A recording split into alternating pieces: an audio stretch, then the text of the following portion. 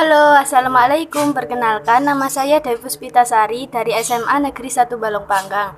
Saya akan menjelaskan materi tentang informatika kelas 10. Tonton videonya sampai habis ya.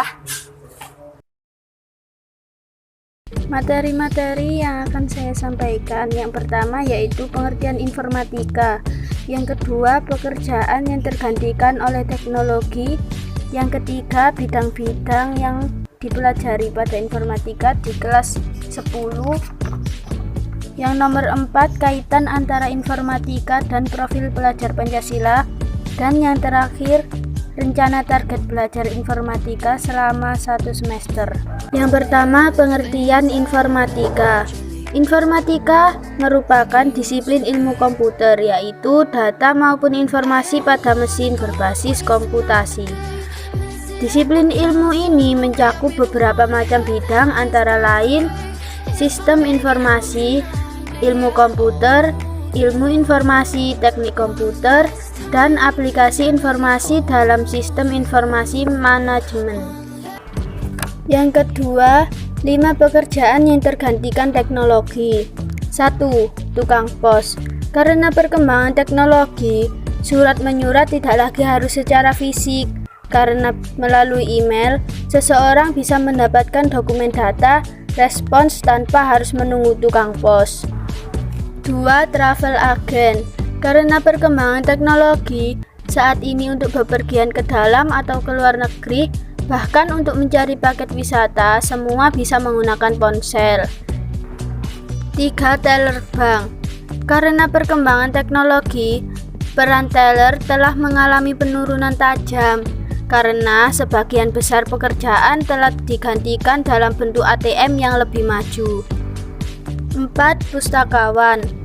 Karena perkembangan teknologi, pembaca tak perlu pergi ke perpustakaan atau toko buku, karena bisa cukup membuka e-book dari smartphone. Yang kelima, kasir. Karena perkembangan teknologi, kasir bisa tergantikan oleh mesin khusus yang bisa membuat pembeli melakukan pembayaran secara mandiri. Dan masih banyak lagi pekerjaan yang tergantikan oleh teknologi. Yang ketiga yaitu bidang-bidang informatika yang dipelajari pada kelas 10. 1. Teknologi informasi dan komunikasi, bisa disebut dengan TIK. TIK yaitu teknologi yang mencakup seluruh peralatan teknis untuk memproses dan menyampaikan informasi. 2. Analisis data. Analisis data yaitu proses inspeksi, pembersihan, dan pemodelan data dengan tujuan menemukan informasi yang berguna. 3. Sistem komputer. Sistem komputer yaitu kumpulan perangkat komputer yang saling berinteraksi satu sama lain untuk melakukan proses pengolahan data sehingga dapat menghasilkan informasi yang diharapkan oleh penggunanya. 4. Jaringan komputer atau internet, yaitu telekomunikasi yang memungkinkan antar komputer untuk saling berkomunikasi dengan bertukar data. 5. Berpikir komputasional. Berpikir komputasional yaitu metode menyaksikan persoalan dengan menerapkan teknik ilmu komputer. 6. Dampak sosial informatika. Dampak sosial informatika yaitu banyak bentuk konten negatif yang sering disebarkan melalui media sosial atau aplikasi internet lainnya. 7. Praktik lintas bidang, yaitu sebuah konsep yang mengatur proses berpikir, kepercayaan, serta perilaku anggota yang didasarkan pada ideologi suatu organisasi. Dan yang ke-8, algoritma dan pemrograman. Yang pertama, algoritma, yaitu prosedur langkah-langkah untuk perhitungan. 2. Pemrograman, yaitu proses memperbaiki dan memelihara kode yang membangun suatu program komputer. Yang keempat, kaitan informatika dengan profil pelajar Pancasila. Dalam proses belajar informatika, Siswa akan mengembangkan kemampuannya, bergotong royong, bernalar kritis saat berdiskusi dan berkreasi.